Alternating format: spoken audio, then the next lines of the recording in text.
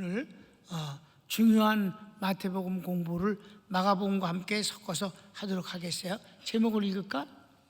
무화과 나무를 저주하십니다. 무화과 나무를 저주하시는 장면이거든요. 서원을 한번 읽을게요. 서원이 좀 길어요. 주님께서 예루살렘에 입성하신 2일째 무화과 나무에 열매가 없음을 인해 저주하십니다. 다음 날 아침 그 나무가 말라 죽습니다. 3일째 아침에 죽은 거예요. 자, 거기 몇 가지를 썼어요. 1번, 예수께서 이른 아침에 예루살렘에 들어오십니다. 가르치기 1번. 아침 식사를 안 하시어 시장하십니다. 주님은 마지막 고난주간 때도 그 아침 식사 좀 대접하지. 그럼 제자들도 같이 굶었다는 거 아니에요? 주님만 굶었을 리가 없지. 힘들었지 아무래도. 성경을 읽읍시다. 이른 아침에 성으로 들어오실 때에 시장하신지라. 식사를 못 하신 거예요. 그래서 2번, 주님께서 무화과 나무에 열매가 있나 살피셨으나 입만 무성합니다. 19절 상반절입니다. 길가에서 한 무화과 나무를 보시고 그리로 가사 잎사귀밖에 아무것도 얻지 못하시고. 그래서 3번, 그런데 이때는 시기적으로 무화과 열매가 맺을 수 없는 때입니다. 읽읍시다. 이는 무화과의 때가 아님이라. 아멘. 3월달이니까 3월달에 무화과라는 말은 꽃이 없는 나무에 과일이 맺는다는 뜻이에요. 무화과 나무는 사실 꽃이 없는 건 아니고 보이질 않는 거예요. 그래서 무화과야. 꽃이 없는 나무다. 그런데 잎만 무성하고 꽃은 원래 안 보이니까 열매가 없어요. 그러나 그때는 아직 무화과가 열리기가 전이라 이 말이에요. 계절적으로. 그건 참 조금 난해하지? 아니 무화과 철도 아닌데. 2번, 예수께서 무화과 나무를 저주하십니다. 그 내용을 좀 봅시다. 1번, 이제부터 영원토록 내게 열매가 맺지 못하리라. 19절 하반절입니다. 예수님의 말씀이에요. 시작. 나무에게 이르시되 이제부터 영원토록 내게 열매가 맺지 못하리라 하시니 무화과 나무가 곧 마른지라. 자, 주님이 철도 아닌데 열매가 없다고 저주하신 거예요. 상당히 퀘션 마크가 일어나는 거예요. 도대체 무슨 일인가? 이걸 가지고 이제 주석들이 이 무화과 나무는 이스라엘 민족과 역사를 주로 상징해요. 그래서 주님이 재림하실 때도 무화과 나무의 잎이 연하에 좀 새싹이 나면 인자가 문 앞에 이른 것을 알라 하셨어요. 그때 무화과 나무는 이스라엘 민족을 말하는 거고 1878년 동안 국가 없이 나라가 없이 세계를 헤매고 다니던 이스라엘 민족에게 드디어 국가가 유엔으로부터 공식 광복되어서 나라가 다시 세워지는 때를 주님이 말씀하시는 거예요. 그게 어떻게 됐어요? 1948년 5월 13일 날 유엔에 의해서 이스라엘이 국가로 회복되는 것입니다. 어마어마한 기적입니다. 아멘.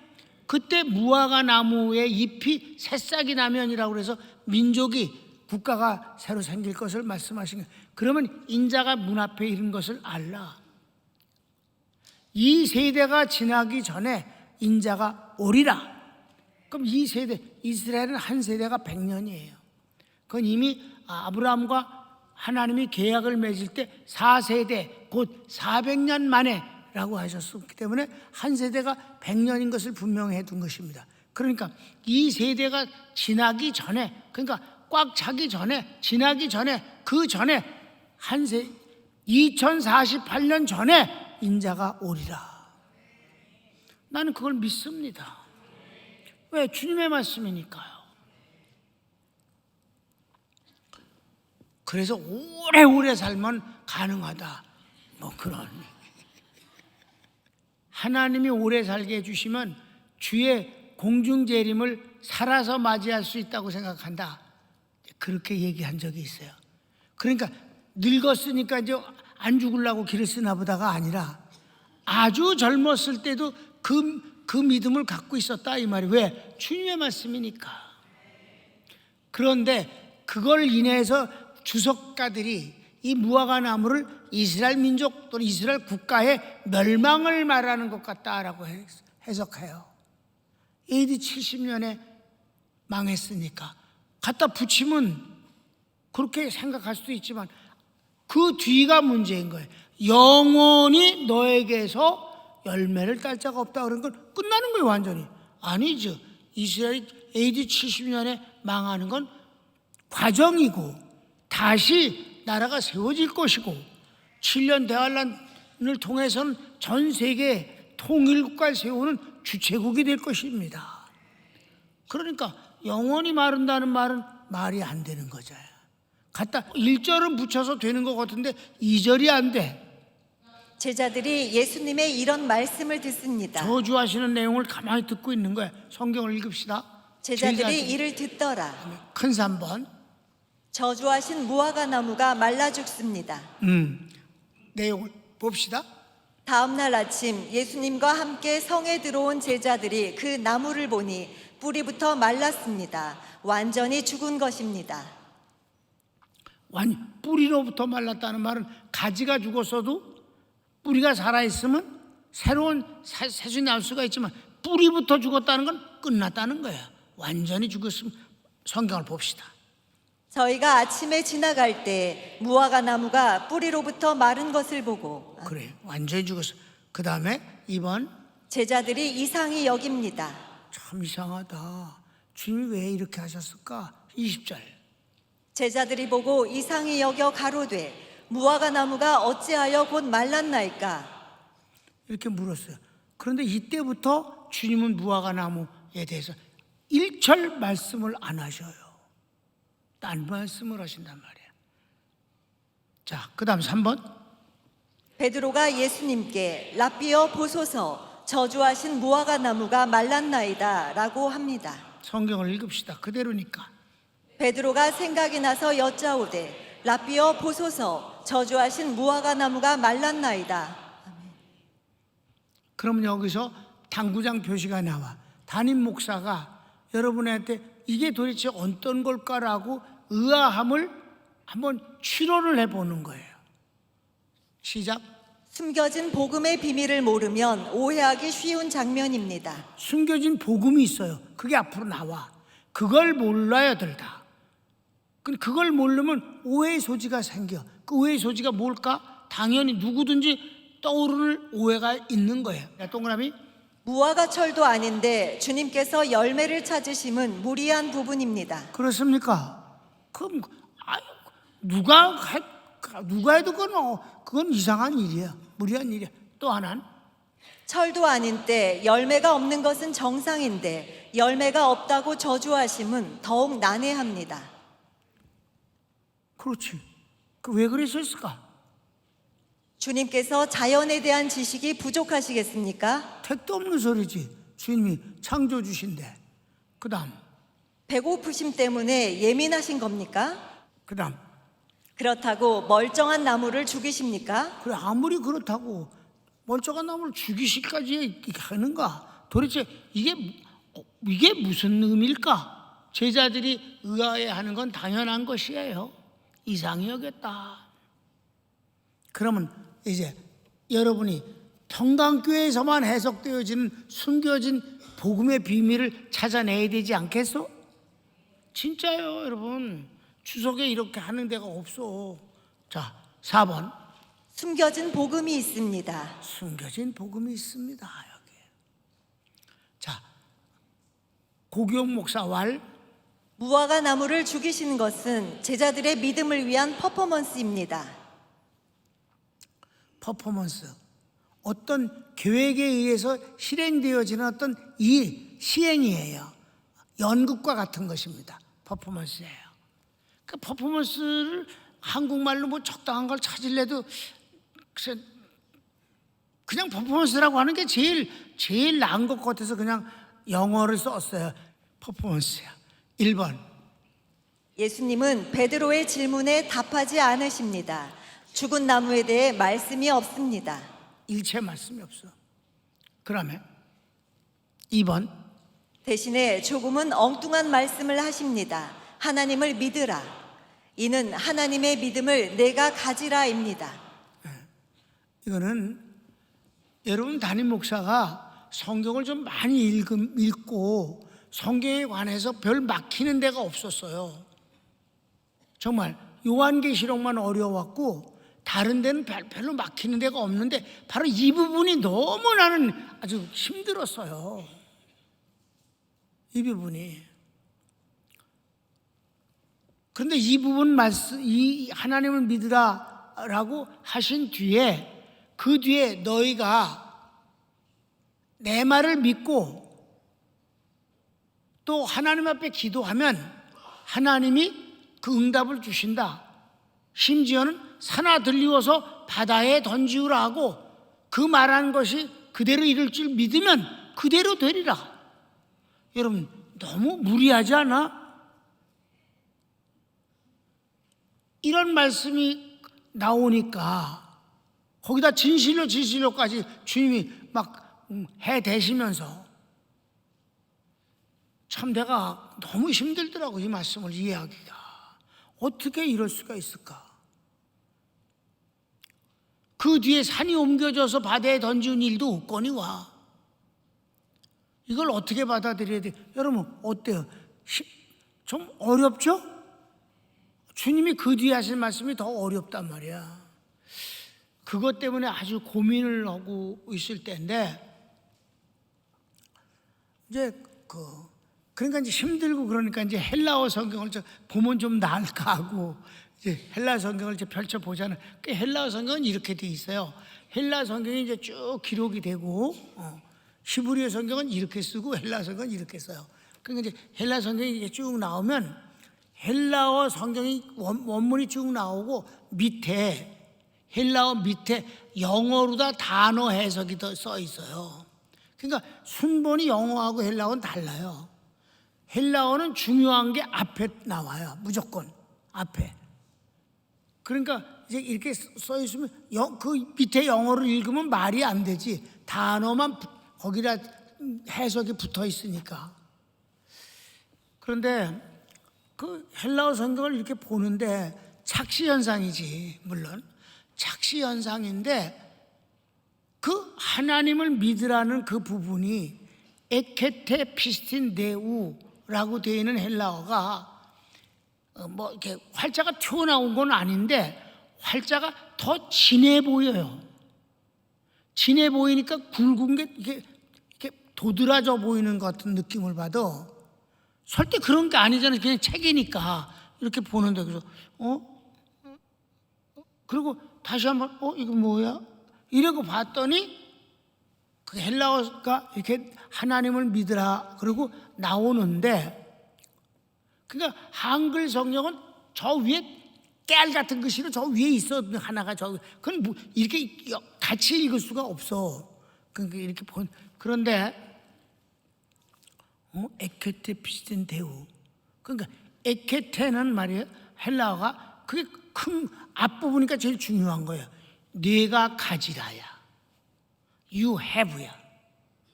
네가 가지라. 그러면 목적어가 나오잖아. 피스틴 믿음이야. 그리고 뒤에 대우 소유격이야. 하나님의 믿음을 네가 가지라. 근데 번역은 어떻게 해야 돼? 네가 가지라 하나님의 믿음을. 이거야. 네가 갖는 게 중요한 거야. 뭐를? 하나님의 믿음을. 그런데 한글 성경은 뭐라고 돼 있어요? 하나님을 믿으라. 이 약간 막연해. 근데 하나님의 믿음을 네가 가지라. 이건 아주 정확하고 그리고 분명한 말씀이에요. 하나님의 믿음이 뭔 줄 난 너무 잘 알아. 하나님의 믿음이 뭐예요? 하나님의 말씀, 약속. 하나님은 말과 마음이 똑같은 분이에요. 인간은 말하고 마음이 같지 않을 때가 너무 많지, 그지? 그런데 하나님은 말씀과 마음이 같은 거야. 그러니까 하나님의 말씀이 곧 하나님의 믿음인 거야. 여기서 우리에게 주실 때 그냥 서론적으로 이렇게 연설하시는 게 아니라 약속이 하나님의 믿음이에요. 그러니까 하나님의 약속을 내가 갖는 게 하나님의 믿음을 갖는 거잖아요. 여러분, 내가 그때 그걸 내가 집에서 이 성경을 봤을 때인데 내가 진짜 벌떡 일어나서 춤을 췄어요. 너무 좋아갖고 이걸 누구한테 말해줄 수도 없고 그냥 혼자서 너무 좋아했다니까 금방 해결이 다 돼버렸어. 하나님의 약속을 정말 갖기만 하면, 그리고 그 약속을 가지고 기도하면 응답은 그대로 된다는 거예요. 그래서 내가 여러분한테 얘기하잖아. 남산아 들리어서 인천 앞 바다에 던지우라. 던져! 믿습니다. 던져! 안 돼. 안 돼. 왜 안 될까? 왜 안 돼? 하나님이 그런 약속 하신 적이 없기 때문이야. 왜 안 된다고? 하나님이 그런 약속 주신 적이 없어. 하나님의 약속을 주신 건 무조건 되는 거야. 그러니 여러분, 얼마나 좋아요. 우리가 애쓸 것도 없잖아. 하나님의 믿음을 내가 갖고 기도만 하면 되는 건데 얼마나 좋겠어. 내가 이게 바로 숨겨진 복음인 걸 아시기 바랍니다. 아셨죠? 자, 마가복음 11장 22절 너무 간단해. 시작. 예수께서 대답하여 저희에게 이르시되 하나님을 믿으라. 그게 바로 하나님 믿으라가 아니라 하나님의 믿음을 내가 가지라. 그리고는 3번 하나님의 믿음을 갖는 방법은 무엇입니까? 하나님의 말씀이 곧 하나님의 믿음입니다. 하나님의 말씀을 믿는 것이 하나님의 믿음을 갖는 것입니다. 아멘. 한 번만 더 읽을까? 여러분 거로 만들기 위해서 다시 한번 3번 다시 읽자. 시작. 하나님의 믿음을 갖는 방법은 무엇입니까? 하나님의 말씀이 곧 하나님의 믿음입니다. 하나님의 말씀을 믿는 것이 하나님의 믿음을 갖는 것입니다. 아멘. 속이 막 진짜 막 뜨끈뜨끈해지는 것 같고 막 흥분, 막 이 보물, 이 맞은 게 다이아몬드 광산을 발견한 것 같은 그런 기분이에요. 너무 좋은 거예요. 천하를 얻은 것 같아. 그때 당시. 그래서 4번 주께서 계속해서 주신 말씀은 하나님의 말씀을 믿고 기도하면 무엇이든지 하나님의 응답을 받는 말씀의 사람, 믿음의 사람이 된다는 것입니다. 그래요. 여기서 바로 여러분 그 하나님의 말씀에 붙잡혀라는 단어와 함께 이 하나님을 믿으라는 이 말씀과 합쳐져서 내가 여러분에게 말씀의 사람이 되라. 그건 곧 하나님의 믿음의 사람이 되는 것이다.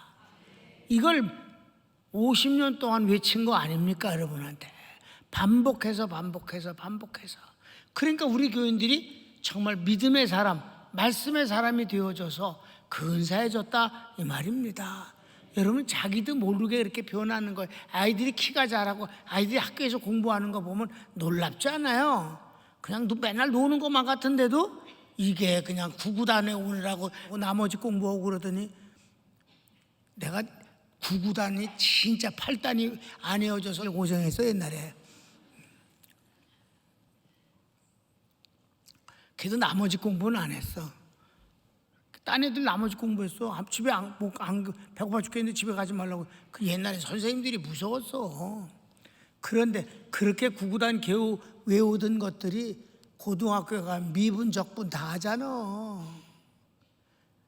그냥 엄마 앞에서 맨날 그놈이고 애 같은데 키가 우쩍우쩍 자라고 다 그러는 거잖아. 여러분도 마찬가지. 믿음은 그렇게 자기도 모르게 자라는 거예요. 아이들이 키가 자라듯이. 자, 막 성경을 읽어봅시다. 그 뒤에 어떻게 어마어마한 게 나오나. 그래서 하나 들리어서가 나오는 거야. 시작. 내가 진실로 너희에게 이르노니 누구든지 이 산더러 들리어 바다에 던지우라 하며 그 말하는 것이 이룰 줄 믿고 마음에 의심치 아니하면 그대로 되리라. 그러므로 내가 너희에게 말하노니 무엇이든지 기도하고 구하는 것은 받은 줄로 믿으라. 그리하면 너희에게 그대로 되리라. 내가 이 2절 때문에 내가 진실로가 나왔으니까 이건 뭐예요? 교훈이 아니잖아. 선포잖아. 그대로 되는 거예요. 그런데 이게 말이 안 된다고 난 생각이 되는 거잖아. 어떻게 그럴 수 있습니까? 산더러 들려서 바다에 던져라. 그대로 의심치 않으면 그대로. 그러니까 한국 교인들이 미셔 자기한테 뻔뿌질을 하는 거야. 자기 최면을 거는 거야. 자기가 믿는가? 이게 완전히 신념이야. 믿음이 아니라 신념이야. 왜? 하나님은 약속하신 것도 없는데 미셔 그래도 안 되지. 그러니까 그러면 또 그냥 그런 대로 지나가는 거고 나는 그냥 지나가는 게 제일 싫어. 나는 그게 확실해야지. 그냥 대충 지나가는 건 난 못 살아. 성격상 그래. 아주 못 살아 그거는. 그러니까 그렇게 힘들었던 거야. 그런데 하나님이 글쎄 에케테 피스틴이 좀 크게 이렇게 보여서 이게 뭐야? 그 영어 성경이 딱 밑에다가 이렇게 벌쩍 일어났잖아. 벌쩍 뛰어서 일어났잖아. 사나들이려 하기 전에 주님이 약속이 있으면 그걸 믿고 하라 그거지. 그러니까 주님의 약속은 막 무조건 믿는, 하나라도 안 믿으면 내 손해니까 그렇게 되더라 이 말이야. 그러니까 과연 주님은 응답을 하시더라 이 말이지. 약속을 하셨으니까. 그래서 내 말이 너희 안에 있으면 약속이야. 무엇인지 원하는 대로 구하라. 그리하면 이루리라. 같은 말씀이래. 전제가 뭐야? 내 말이 너희 안에 있어. 내 약속이 네가 믿고 있으면 그걸 근거로 해서 구하면 내가 응답한다. 그런 거잖아요. 참. 요한복음 15장 7절은 지금 내가 금방 한 거야. 너희가 내 안에 거하고 내 말이 너희 안에 거하면 무엇이든지 원하는 대로 구하라. 그리하면 이루리라. 아멘. 그렇습니다. 이제 결어를 읽겠습니다. 결어가 좀 길어요. 주님의 예루살렘 입성은 순환의 시작이며 마지막은 십자가의 죽으심입니다. 제자들은 출세와 영광을 꿈꿉니다. 곧 험한 일들이 예수님께 일어날 것을 제자들은 잘 모릅니다. 시작부터 베드로는 3번 주님을 부인하고 요한을 제외한 모든 제자들이 십자가에 달리신 예수님을 두고 도망갑니다. 그들의 믿음은 어디 있습니까? 주님께서는 어떤 환경에서도 제자들이 흔들리지 않는 믿음의 사람이 되길 원하십니다. 사람이 아닌 하나님의 믿음입니다. 그래서 나무 한 그루를 죽이시면서까지 주신 말씀입니다. 하나님의 믿음을 내가 가지라. 마무리야. 마무리가 근사하지 않아? 그러니까 주님이 나무 한 그루를 죽인 것이 잔인한 게 아니라 나무를 죽이시면서까지 주님이 저주를 하시자마자 그 다음날 보니까 뿌리부터 말라 죽었다. 주님의 말씀은 그렇게 권능이 있는 것이다. 반드시 그렇게 된다 하는 걸 가르쳐 주시면서 내 말을 네가 갖고 기도하면 너희가 응답을 받는다 하는 말씀 아닙니까?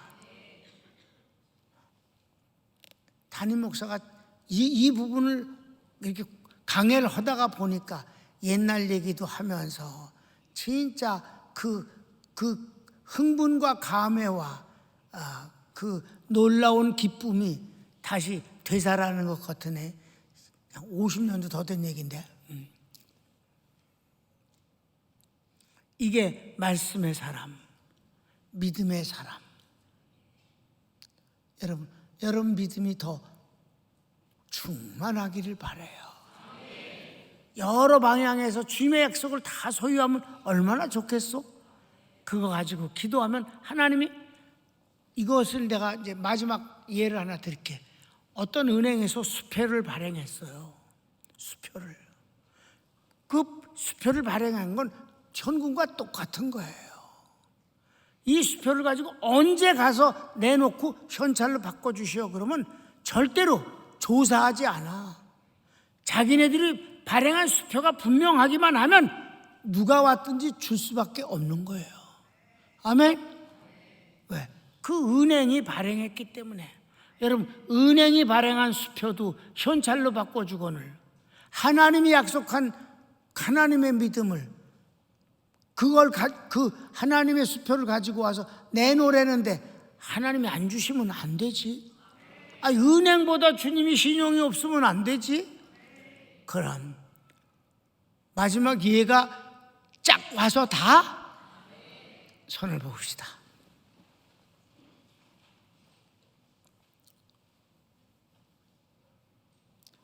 사랑하는 여러분, 사랑하는 우리 평강교회 성도 여러분, 나는 여러분들에게 복음을 전하면서 여러분이 말씀의 사람, 성령의 사람 되기를 언제나 원합니다.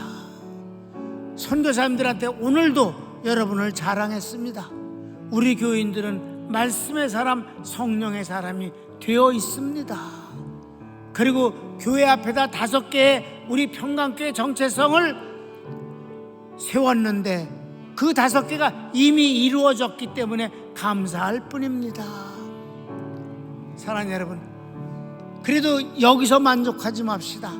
하나님의 약속은 무궁무진합니다. 하나님의 약속을 더 많이 소유한, 하나님의 믿음을 소유한 사람 되게 해주세요. 주여 한번 부르기도 할까요? 주여